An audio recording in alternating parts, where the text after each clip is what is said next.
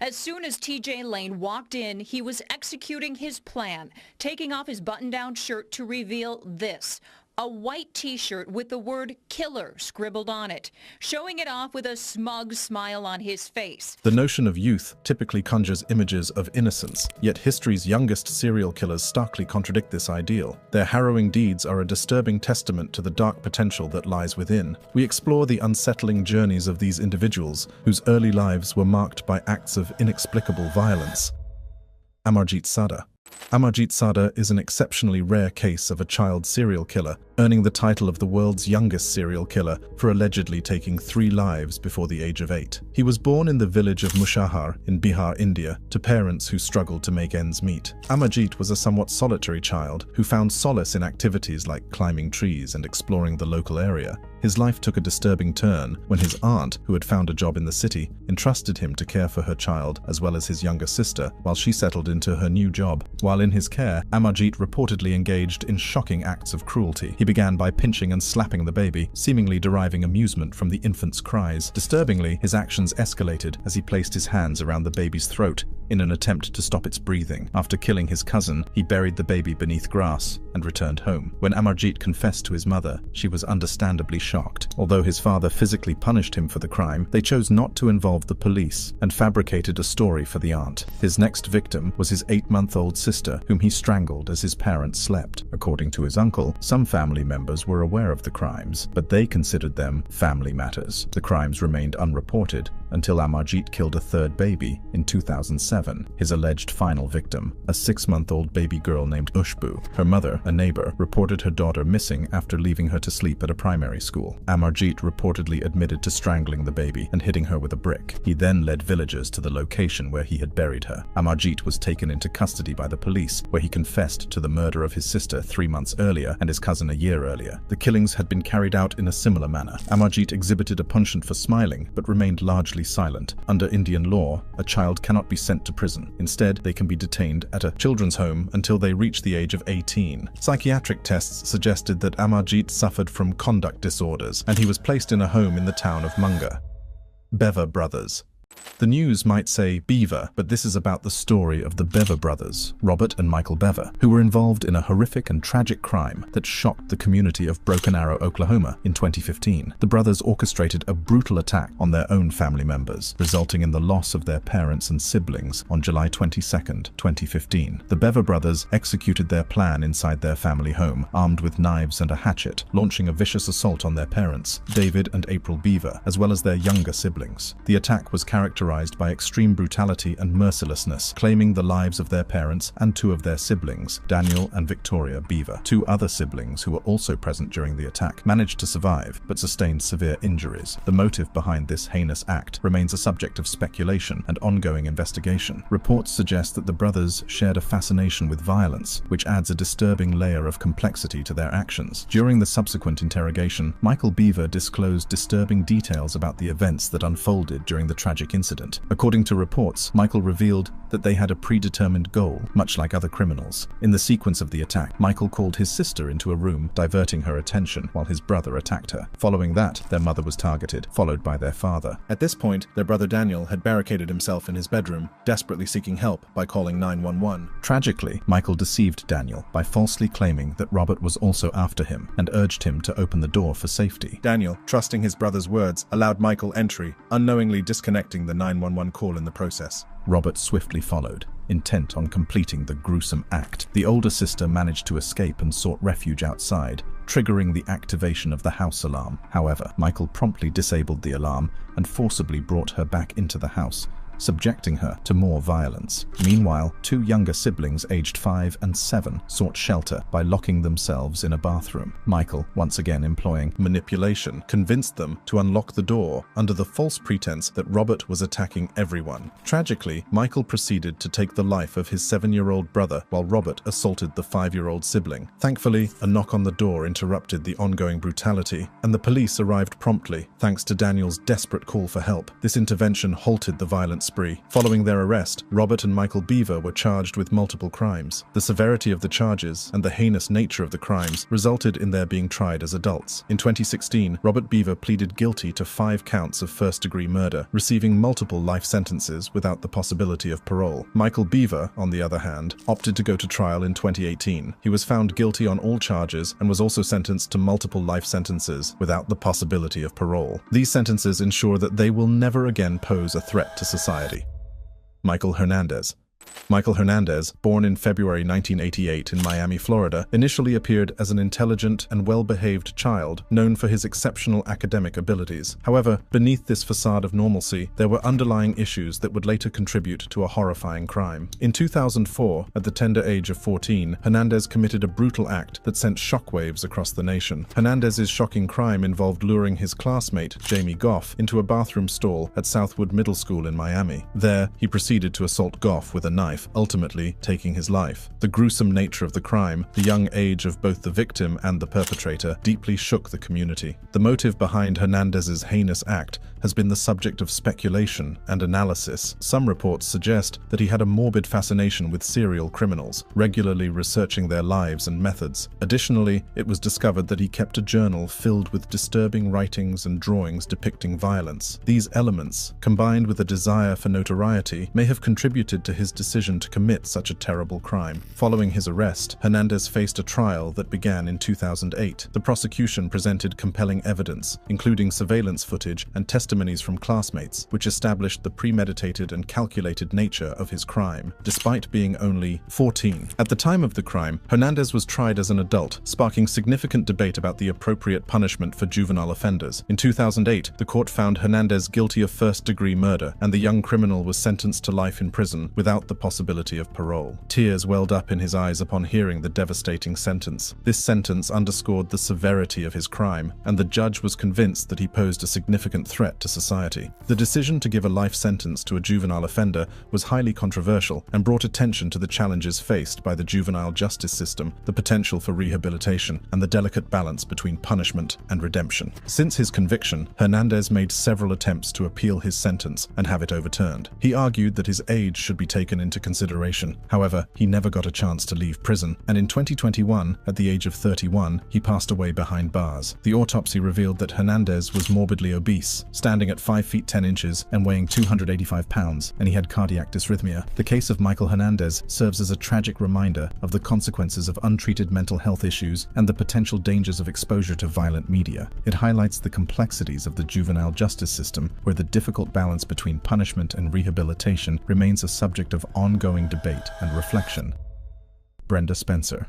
Brenda Ann Spencer's name is forever associated with a tragic event that profoundly impacted the nation and brought attention to the intricate challenges surrounding mental health and firearm access. Born on April 3, 1962 in San Diego, California, Spencer's actions on January 29, 1979 left an indelible mark on her community, prompting profound questions about the motives driving such acts of violence. At the tender age of 16, Spencer committed a heinous act that forever altered the lives of many. Armed with a .22 caliber rifle, she positioned herself near a window in her home overlooking Grover Cleveland Elementary School as students and staff arrived for the day. In a shocking display of violence, she indiscriminately opened fire, targeting innocent victims without remorse. The consequences of Spencer's actions were devastating, resulting in the tragic loss of 2 lives and leaving 9 others with injuries. Among the victims were Principal Burton Ragg and custodian Mike Susha, whose untimely deaths sent shockwaves throughout the community. This senseless act of violence left many grappling to comprehend how a young teenager could harbor such darkness within.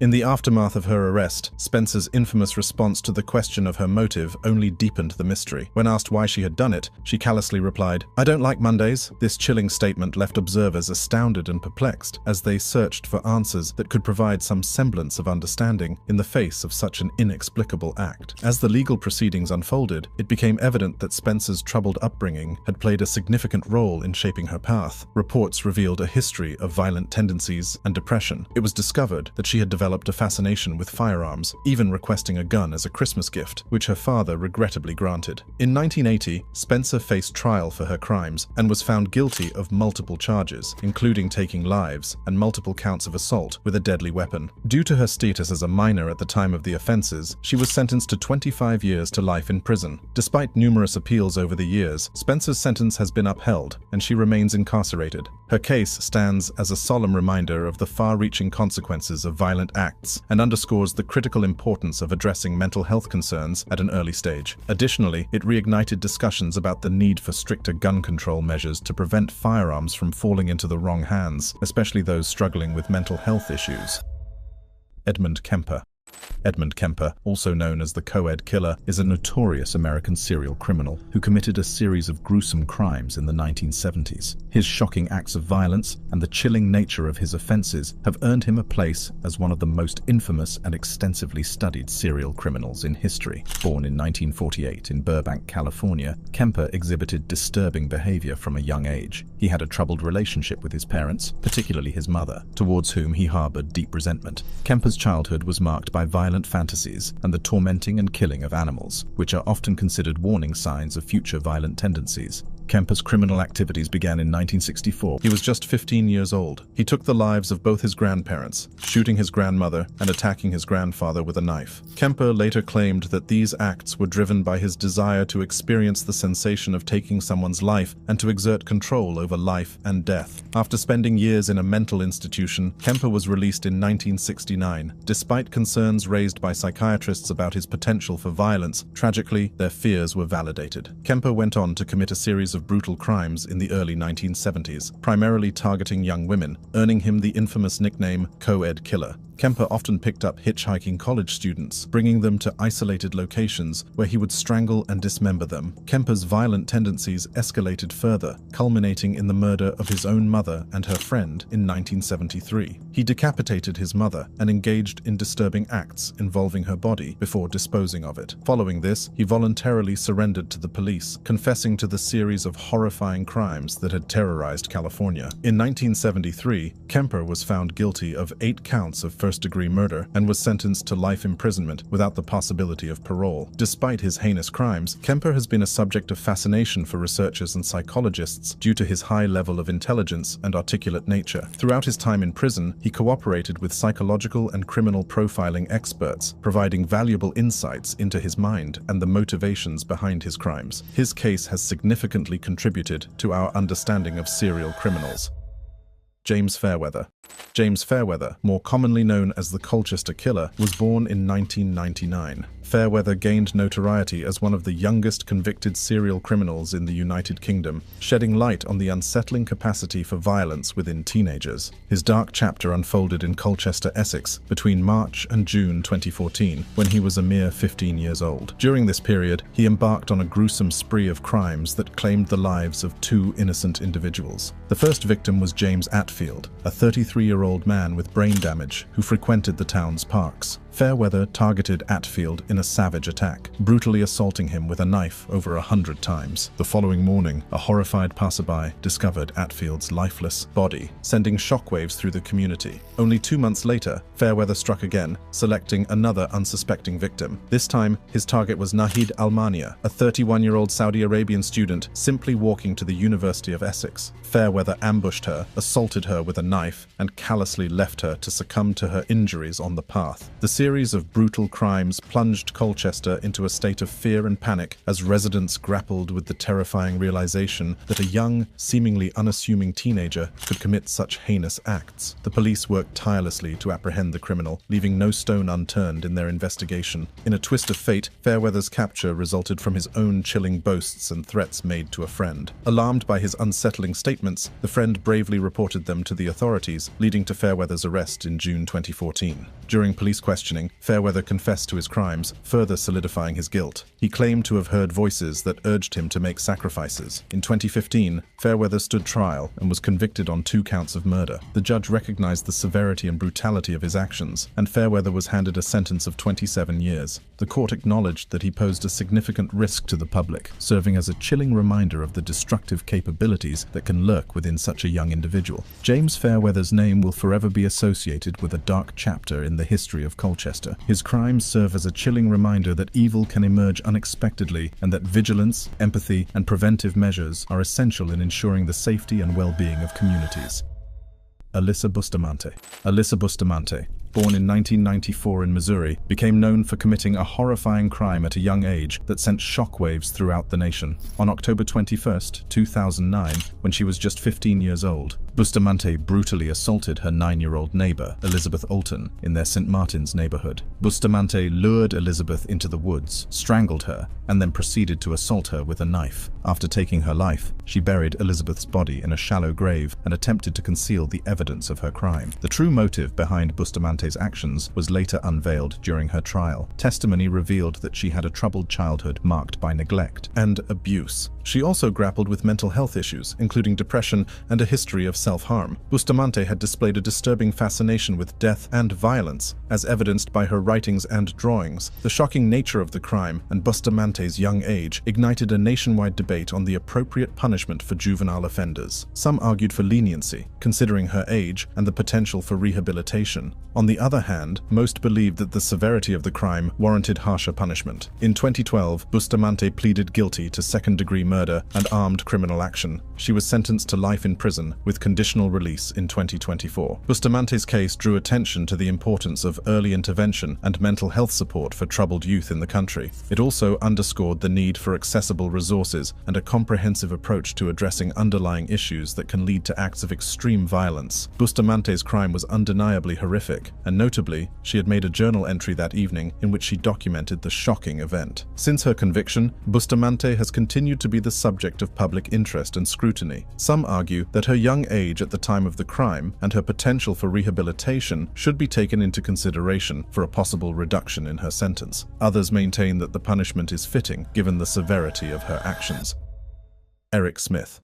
Eric Smith, born on January 22, 1980, gained notoriety for committing a heinous crime at a very young age. At just 13 years old, Smith brutally took the life of a 4-year-old boy named Derek Roby in Steuben County, New York, in 1993. This tragic event deeply shocked the community and raised profound questions about the capacity for violence in adolescence and the complexities of the juvenile criminal justice system. On that fateful day, Eric Smith encountered Derek Roby, who was walking alone to a summer camp. Seizing the opportunity, Smith lured the young boy into a secluded wooded area where he subjected Derek to a vicious and prolonged assault. The nature and brutality of the crime shook the local community to its core, sparking outrage and disbelief. Following the discovery of Derek's lifeless body, a massive manhunt ensued. Eric Smith, with his distinctive red hair and glasses, became the prime suspect. He was apprehended shortly after and quickly confessed to the crime. Smith's confession, coupled with substantial forensic evidence, left no doubt about his guilt. At the time of the crime, Smith was only 13 years old, which prompted intense scrutiny of the juvenile justice system. Many questioned whether a child of Smith's age could fully comprehend the gravity of his actions and whether it was the right decision to hold him to the same standards as adult offenders. These questions became the focal point of the legal proceedings. After a lengthy trial, Smith was found guilty and charged with second-degree murder. His defense attorney argued that he should be tried as a juvenile. However, the court ruled him as an adult due to the severity of his crime. Smith was handed a sentence of 9 years to life in prison with the possibility of parole. After serving 28 years in prison, Smith was released. Several important details about the case were revealed when Smith's grandfather was interviewed. He echoed Eric's words, saying, "I saw the blonde kid, and I wanted to hurt him." His grandfather, like the rest of the world, was shocked by his grandson's crime. Smith's case has since sparked debates about the effectiveness of rehabilitation and the appropriate punishment for juvenile offenders. Some argue that adolescents, with their developing brains and potential for change, should be given a chance at rehabilitation and eventual reintegration into society.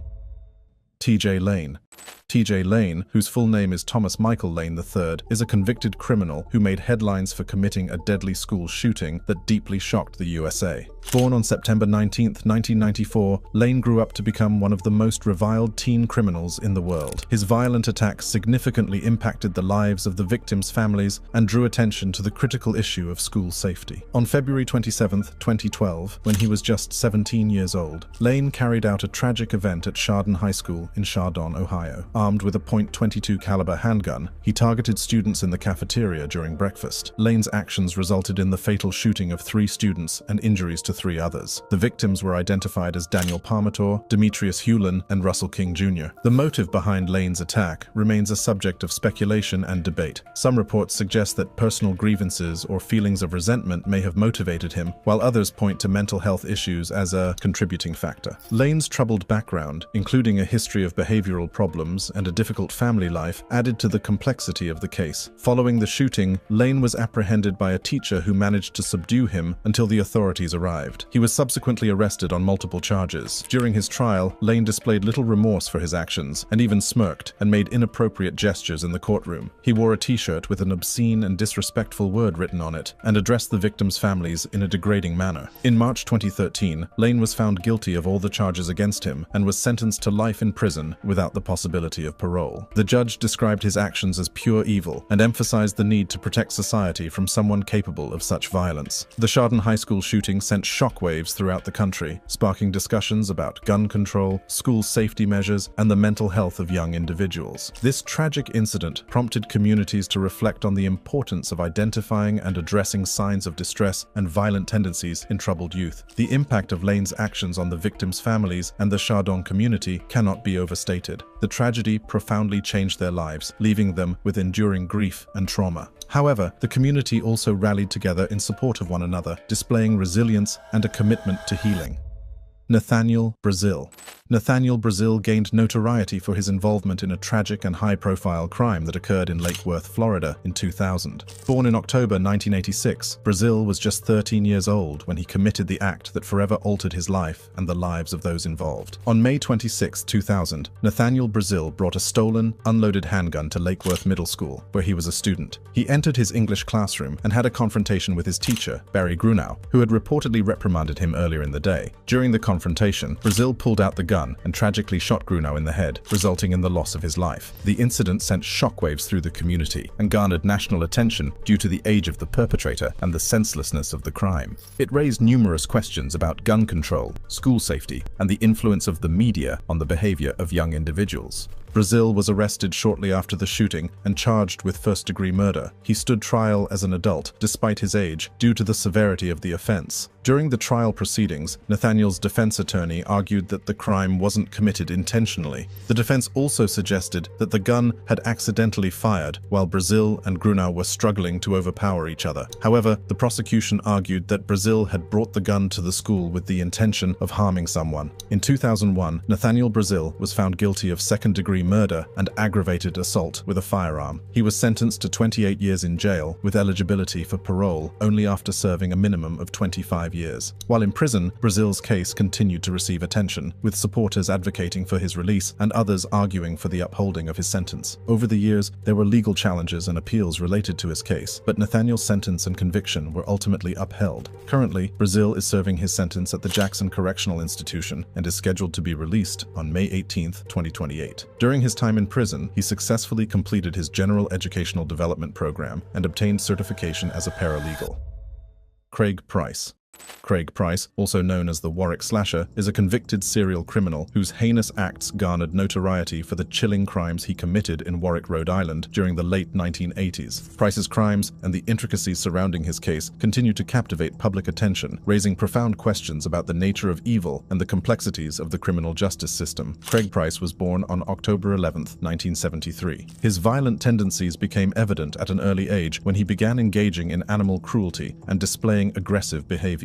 However, it wasn't until 1987, at the tender age of 13, that Price embarked on a spree of brutal assaults that sent shockwaves through the community. Price's first victim was Rebecca Spencer, a 27-year-old woman whom he encountered while she was jogging near her home. Price broke into her house, brutally attacked her, and left her lifeless body behind. Less than a year later, he struck again, this time targeting a neighborhood couple, Joan Heaton, and her two daughters, Jennifer and Melissa. Price broke into their home, brutally assaulting all three victims. Warwick community was gripped with fear as the criminal remained at large. Eventually, suspicion fell on Craig Price, who had a history of violent behavior and had been previously involved with the police. Price was arrested in 1989 after a witness came forward with incriminating information, and he eventually confessed to the crimes. The shocking aspect of Price's crimes lies not only in their brutality, but also in his age at the time of their commission. At just 15 years old, Price became one of the youngest serial criminals in American history. This fact sparked debates about the nature of juvenile violence and the appropriate response from the criminal justice system. Due to his age, Price was initially convicted as a juvenile and sentenced to serve time in a youth detention facility until his 21st birthday. However, his violent tendencies persisted while in custody, and he assaulted fellow inmates, even taking the life of one. This led to a reassessment of his case, and in 1992, Price was convicted and sentenced to a lengthy prison term. Throughout his incarceration, Price has remained a highly controversial figure.